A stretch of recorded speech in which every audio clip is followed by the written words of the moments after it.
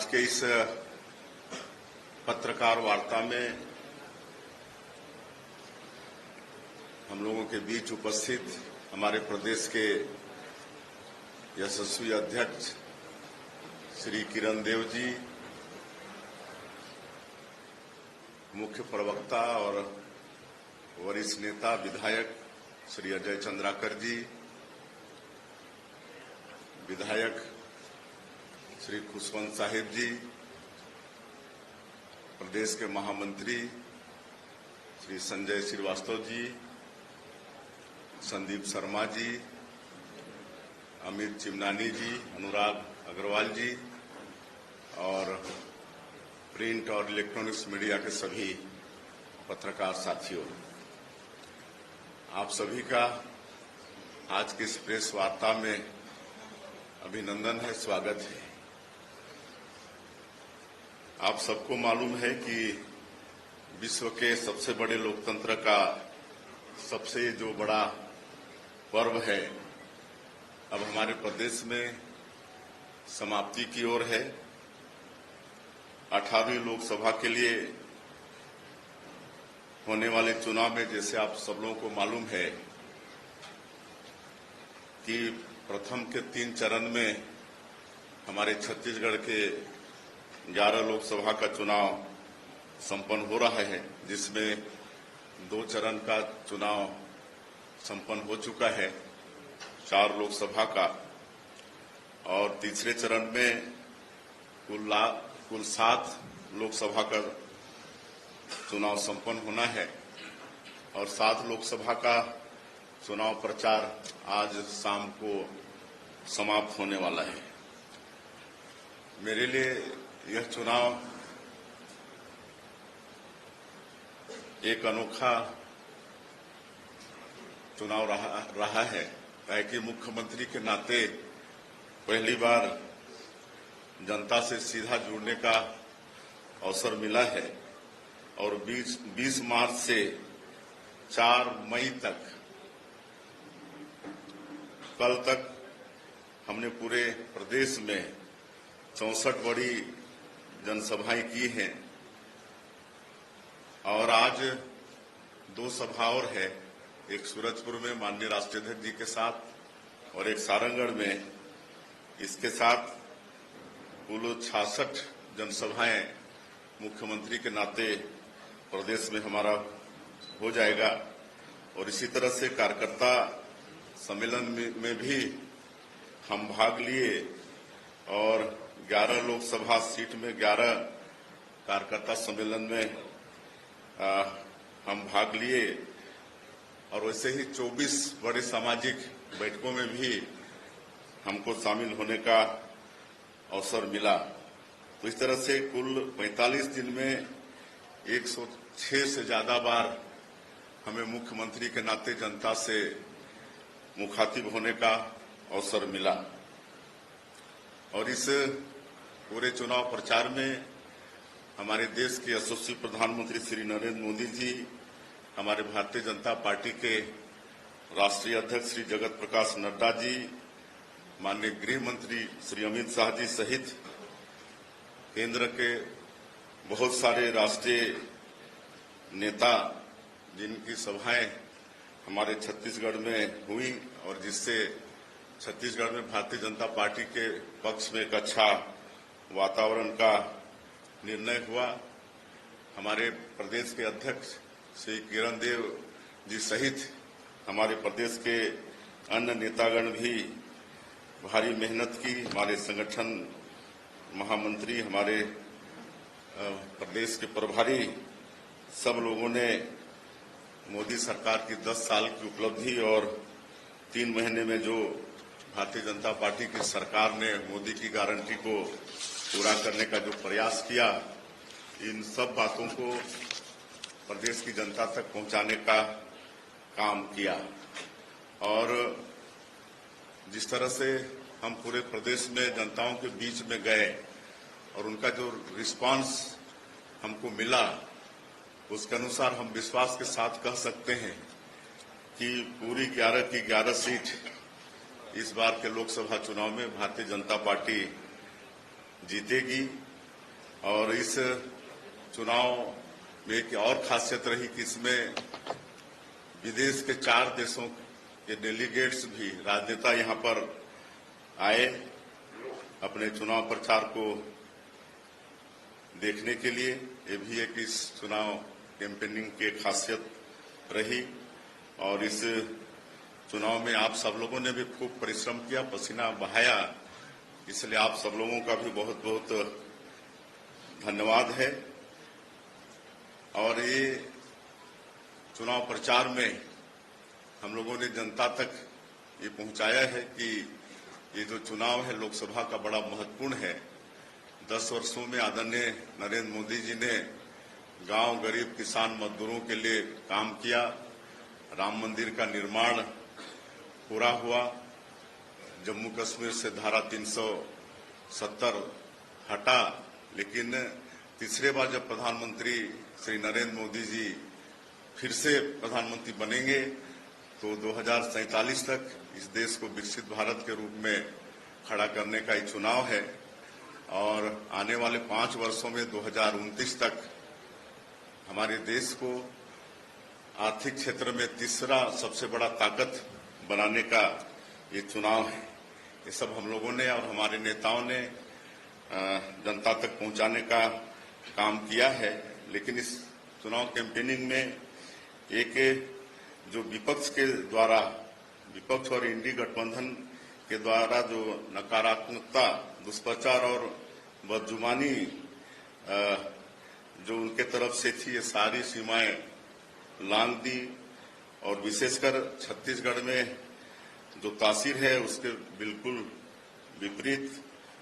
और पूरा देश हमारे छत्तीसगढ़ की सभ्यता और संस्कृति को जानता है, लेकिन विपक्ष का ये झूठ, दुष्प्रचार और बदजुबानी ये कहीं न कहीं छत्तीसगढ़ की तासीर को शर्मिंदा किया है, जो कि छत्तीसगढ़ की जनता को बिल्कुल अस्वीकार्य है।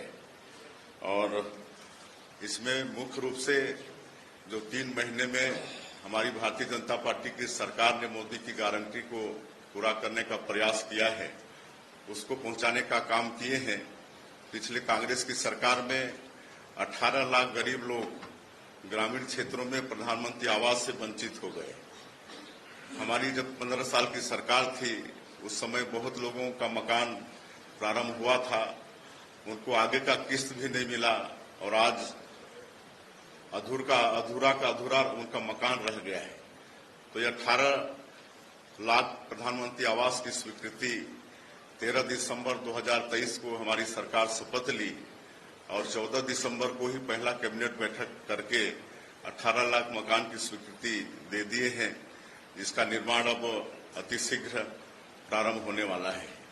और उसी तरह से 2 साल का बकाया बोनस 12 लाख से ज्यादा किसानों का जब हम लोग सरकार में थे दे नहीं पाए थे, और जिसका देने का वादा कांग्रेस पार्टी ने भी अपने जन घोषणा पत्र में की थी, लेकिन 5 साल तक उस पर चर्चा भी नहीं हुई। और हम लोगों ने 25 दिसंबर को ही मुश्किल से सरकार शपथ लेने के 10-12 दिन के अंदर ही 12 लाख से ज्यादा किसानों का 3716 करोड़ रुपया 2 साल का बकाया बोनस देने का काम किए। 21 क्विंटल प्रति एकड़ धान खरीदने का वादा था, 21 क्विंटल के हिसाब से धान खरीदे। और मुझे बताते हुए गौरव हो रहा है कि इस साल सबसे ज्यादा धान 145 लाख मीट्रिक टन धान, जो कि अभी का रिकॉर्ड है, वो छत्तीसगढ़ की सरकार ने खरीदी। और जो अंतर की राशि थी उसको एक मुश्त देने का वादा था। और 12 मार्च को 24,72,000 से ज्यादा किसान इस साल धान बेचे। उनकी अंतर की राशि 13,320 करोड़ रुपया देने का काम इस सरकार ने किया। उसी तरह से जो विवाहित माताएं बहनें हैं उनको महतारी बंधन योजना में साल का 12,000 प्रति महीने 1,000 रुपया देने का वादा था, उसको भी हमारी सरकार ने पूरा किया। और अभी तक 3 महीने का 3 किस्त महतारी बंधन का भेज चुकी है। और हमारी माता बहनों को आश्वस्त किए हैं कि हर महीना पहले सप्ताह में ही उनका पैसा महतारी बंधन का जाने वाला है। रामलला दर्शन योजना भी शुरू कर चुके हैं। 22 जनवरी को भगवान राम भव्य मंदिर में विराजे हैं, उसके तत्काल बाद से हमारी सरकार ने रामलला दर्शन योजना शुरू कर दिया है और हम समझते हैं कि अभी तक हजारों की संख्या में राम भक्त भगवान राम का दर्शन करके आ गए हैं। उसी तरह से जो बस्तर और सरगुजा संभाग, जो आदिवासी बाहुल्य संभाग है, वहां पर तेंदुपत्ता होता है, जो वनवासियों के लिए आय का एक बड़ा जरिया होता है आदिवासियों के लिए, जिसको हरा सोना कहते हैं। तो उसको भी 4,000 से कीमत बढ़ा के 5,500 प्रति मानक बोरा खरीदी का सरकार आदेश कर चुकी है और अभी हमको लगता है कि इसी महीने से खरीदी प्रारंभ हो जाएगा और बोनस भी हम लोग देंगे। जो लाभांश सरकार अर्जित करेगी उसको वापस संग्राहकों को सरकार वापस करेगी और कुल 12.5 लाख परिवार इस तेंदुपत्ता से जुड़े हुए हैं। चरण पादुका योजना भी फिर शुरू करने वाले हैं। उसी तरह से पीएससी के जो घोटाले थे और चुनाव कैंपेनिंग के दौरान आदरणीय प्रधानमंत्री जी ने भी कहा था कि भाजपा की सरकार बनेगी तो इसकी जांच उच्च स्तरीय जांच होगी और आप लोगों को बताते हुए हर्ष हो रहा है कि इसकी भी जांच सीबीआई शुरू कर दी है। तो इस तरह से मोदी की गारंटी के अधिकांश वादे 3 महीने में ही मतलब पूरा करने का काम ये सरकार की है और हम लोग का सौभाग्य है कि हमारे आदरणीय प्रधानमंत्री जी सरगुजा के अपने जनसभा में तारीफ भी किए कि छत्तीसगढ़ की सरकार रॉकेट की तरह काम कर रही है।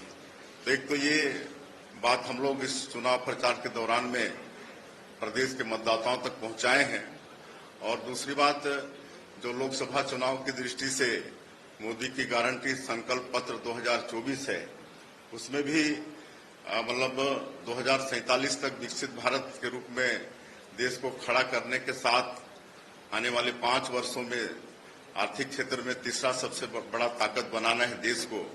इसके साथ ही साथ और कई अच्छे काम और होने वाले हैं। जैसे पिछले 10 वर्षों में 4 करोड़ प्रधानमंत्री आवास बने हैं। आने वाले ये 5 वर्षों में फिर 3 करोड़ मतलब प्रधानमंत्री आवास बनेंगे। तो हम समझ सकते हैं कि कोई भी गरीब इस देश का मतलब कच्चा मकान में नहीं रहेगा, सबका पक्का का मकान हो जाएगा।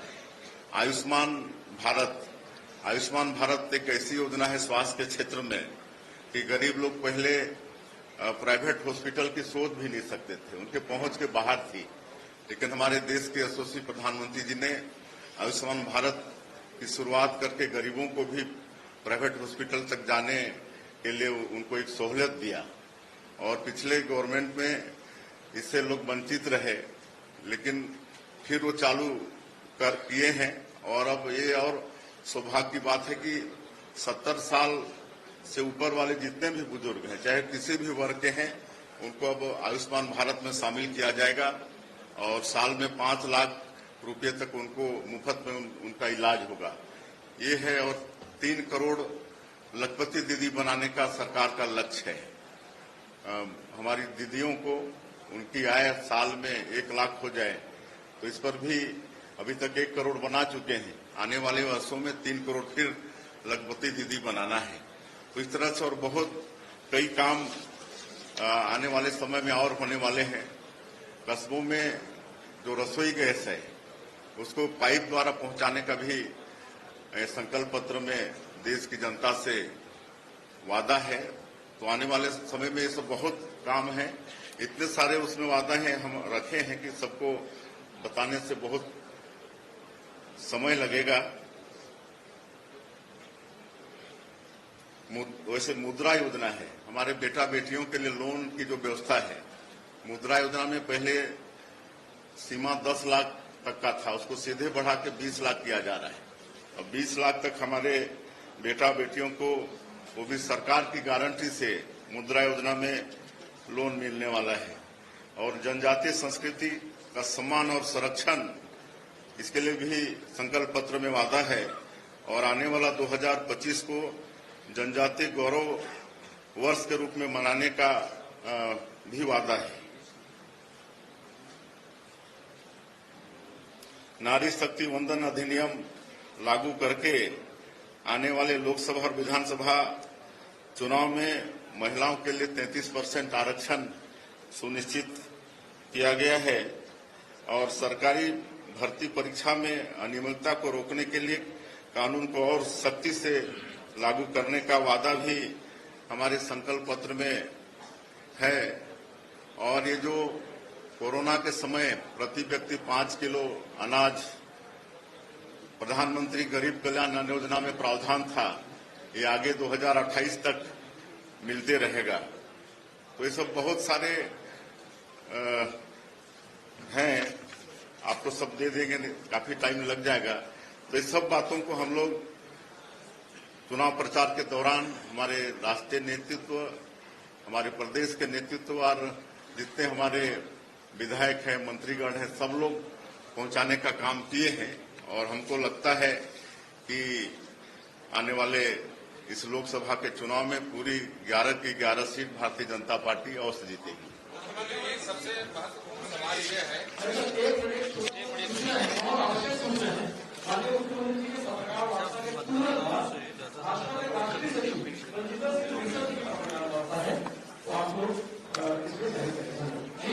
और एक है, आप लोगों के माध्यम से आज शाम को चुनाव प्रचार समाप्त हो रहा है और 7 तारीख को 7 लोकसभा का चुनाव है। तो आप सब लोगों के माध्यम से 7 लोकसभा जहां 7 तारीख को चुनाव संपन्न होना है, वहां के मतदाताओं से मेरा विनम्र अपील होगा कि सब मतदान अवश्य करें और इस देश के विकास के लिए, इस देश को आर्थिक रूप से खड़ा करने के लिए, विकसित भारत के रूप में खड़ा करने के लिए मोदी जी को आशीर्वाद दें और अपना बहुमूल्य वोट कमल छाप में बटन दबा के दें।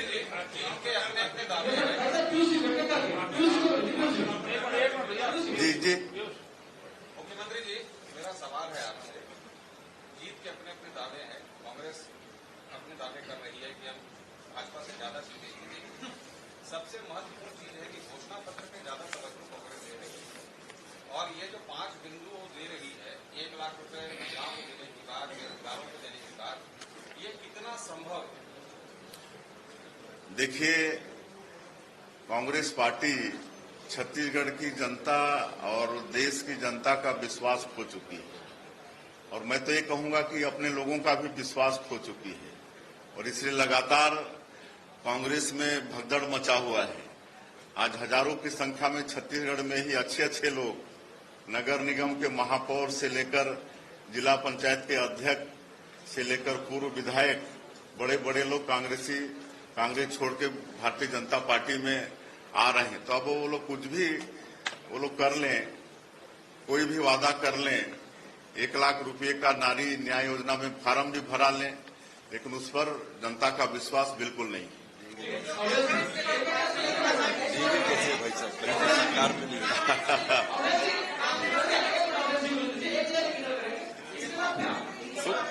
सुखबीर जी, एक करके मुख्यमंत्री जी, आप बतौर सांसद भी चुनाव में गए, बतौर प्रदेश अध्यक्ष भी चुनाव में गए, बतौर मुख्यमंत्री भी चुनाव में आप इस वक्त गए।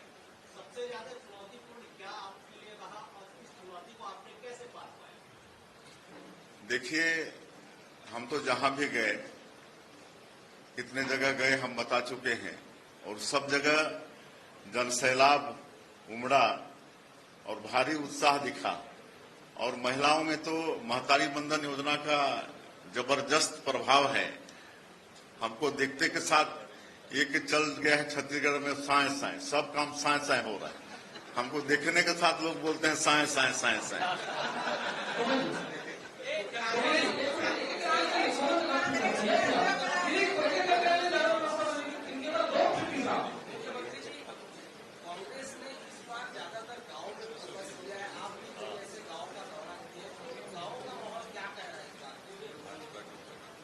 देखिए, भाजपा के पक्ष में है।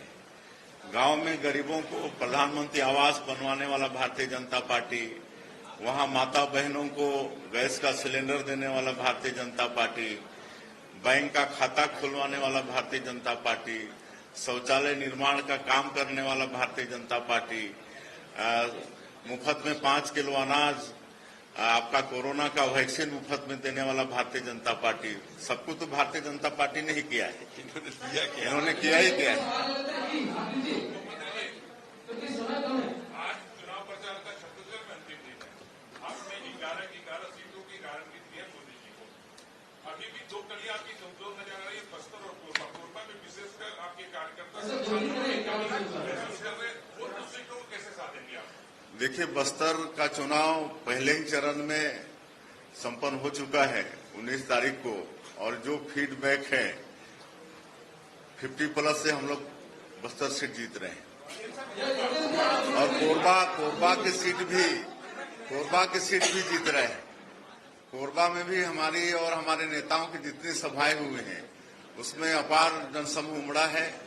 और कोरबा के लोग भी आदरणीय मोदी जी से, उनके 10 साल के काम से, और जो 3 महीने में हम लोगों ने किया है मोदी की गारंटी को, तो सभी महिलाएं प्रभावित हैं। महतारी बंधन योजना से, हमारे किसान 2 साल के बकाया बोनस से, और जो अंतर की राशि मिला है, और एक जो विश्वास पैदा करने का काम हम लोग किए हैं। जो विश्वास कांग्रेस के सरकार में खत्म हो गया था, वो विश्वास भारतीय जनता पार्टी की सरकार ने मतलब बहाल किया है। तो इस सबका बहुत अच्छा प्रभाव है मतदाताओं में, और इसका लाभ हम लोग को मिलेगा।